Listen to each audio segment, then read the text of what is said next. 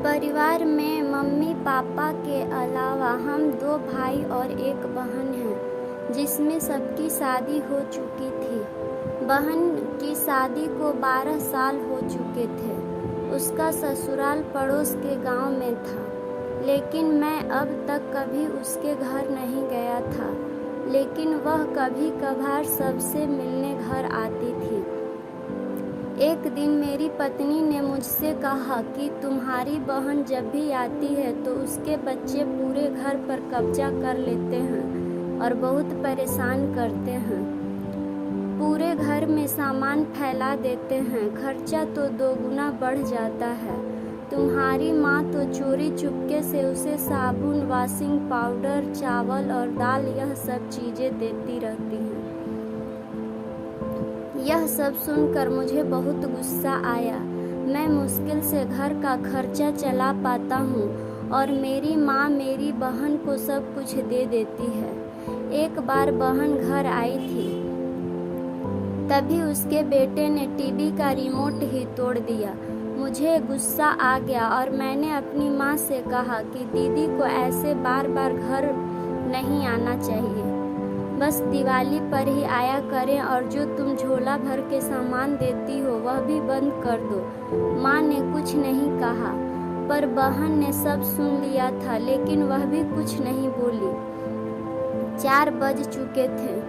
उसने अपने बेटे को तैयार किया और कहा, भाभी मुझे बस स्टॉप तक छोड़ दो। मैंने ऐसे ही झूठ मूठ दीदी को बोला, जा रही हो दीदी, कुछ दिन और रुक जाती।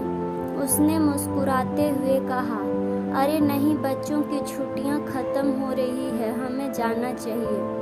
अब एक दिन हम दोनों भाइयों के बीच जमीन का बंटवारा होने वाला था।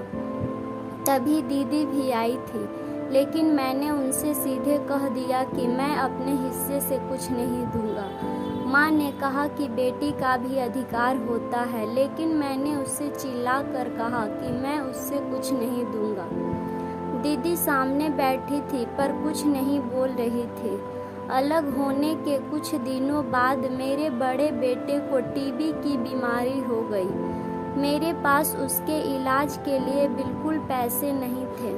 मैं बहुत तनाव में था। ऐसे ही एक दिन मेरी बहन घर आई और मेरे पास बैठ गई। उसने अपना हाथ मेरे सिर पर फेरा और कहा कि तुम तनाव में हो क्या?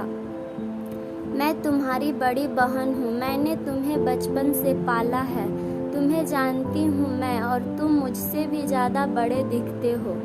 उसने अपने हाथों से सोने की चूड़ियाँ निकाली और मेरे हाथों में दे दी।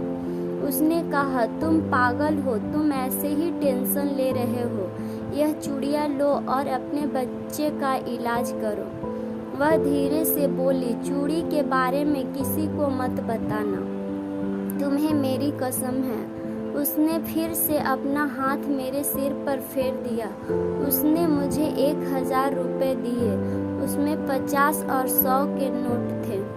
शायद उसने बचत करके जमा किए होंगे। यह पैसे जेब में रखते हुए बोली कि बच्चों को जो चाहिए ले लो और इस तरह टेंशन लेकर मत बैठो। चलो, मुझे अभी जाना है। बच्चे स्कूल गए थे, इसलिए सोचा जल्दी जाकर भाई को मिलकर आऊं, इसीलिए आ गई। तभी मेरा ध्यान दीदी के पैरों पर गया। उसने टूटी हुई चप्पल पहन रखी थी और पुराना दुपट्टा पहना था। वह जब भी घर आती थी उसके कंधे पर हमेशा वही दुपट्टा रहता था। बहुत जल्दबाजी में चली गई और मैं कुछ नहीं बोल पाया। हाथों में वह चूड़ियाँ लिए मैं जोर जोर से रो रहा था। हम भाई कितने स्वार्थी होते हैं ना, पल भर में बहन को पराया कर देते हैं और बहनें अपने भाई का जरा सा भी दर्द बर्दाश्त नहीं कर पाती। उसके घर में वह कई समस्याओं का सामना करती हैं। दोस्तों, हमें थोड़ा समय देकर और अपनी बहन से हाल चाल पूछना चाहिए। बस एक पल के लिए मुस्कुराएंगे, उतना काफ़ी है। उन्हें हमसे और कुछ नहीं चाहिए होता है। किसी ने सच ही कहा है, एक बहन दूसरी माँ होती है।